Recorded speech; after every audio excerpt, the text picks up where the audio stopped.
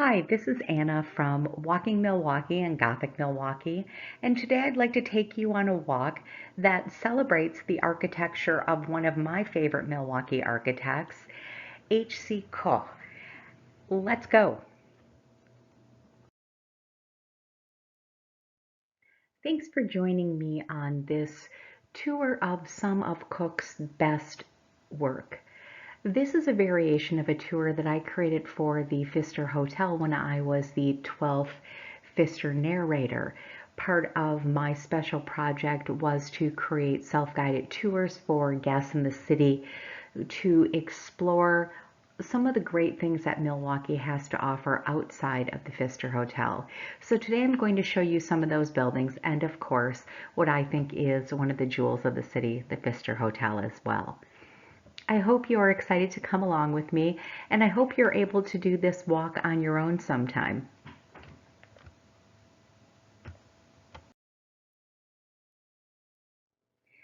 Here's the route we'll take.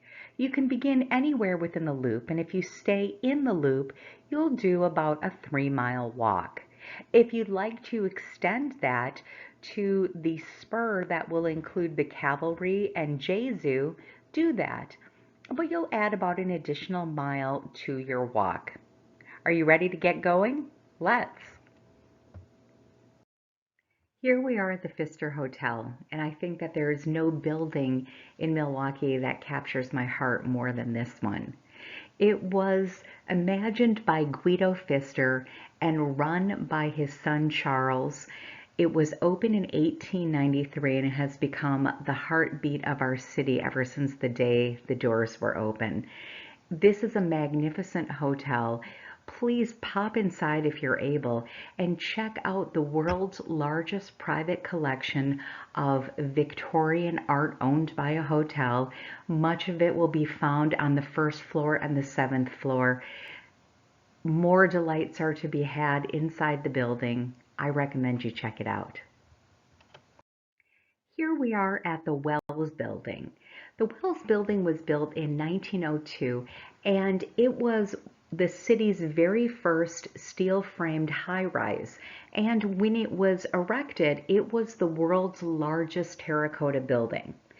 It was commissioned by and named for Daniel Wells Jr., who was a politician, railroad magnate, and a lumber baron, but sadly he did not live to see this magnificent building completed.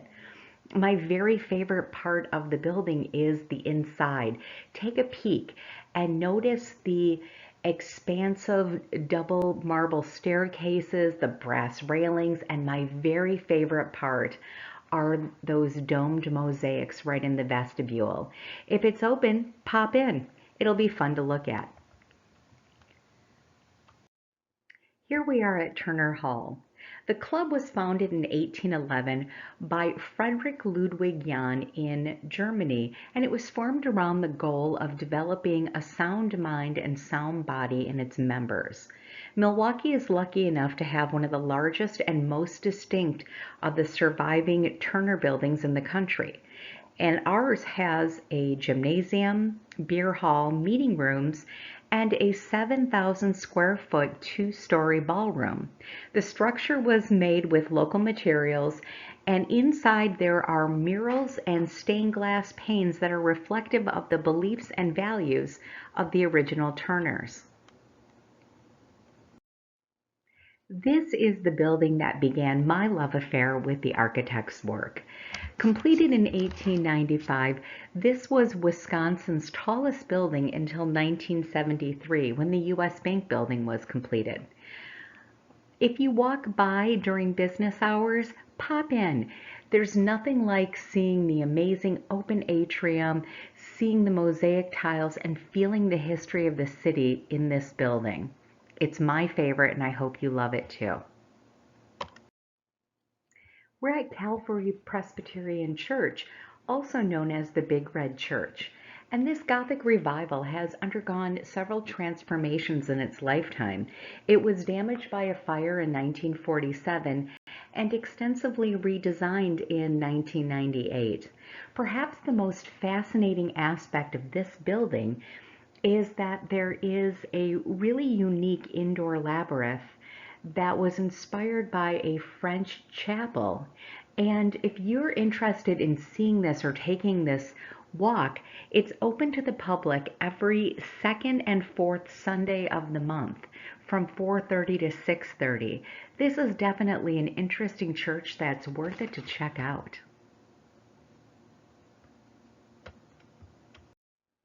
Here we are at the Church of the Gesu, and this French Gothic revival building is a real continental affair. It was inspired by the design of a French church. It was named after a Roman church, and the windows inside were designed in Munich. For those of you who love facts and figures, you'll be interested to know that the rose window in the front of the building is the city's largest rose window, and this church boasts Milwaukee's first and third tallest spires. Thank you again for allowing me to take you on this brief jaunt around the city. I really appreciate you spending time with me. If you'd like to know more about this architect or some of the buildings, I recommend these links here. I particularly encourage you to check out Jane's Walk Milwaukee. You're going to find all different ways to explore the city on foot for free. And that is what this is all about. Thank you again for this time. I'm Anna from Gothic Milwaukee and Walking Milwaukee, and I can't wait to show you my version of this city.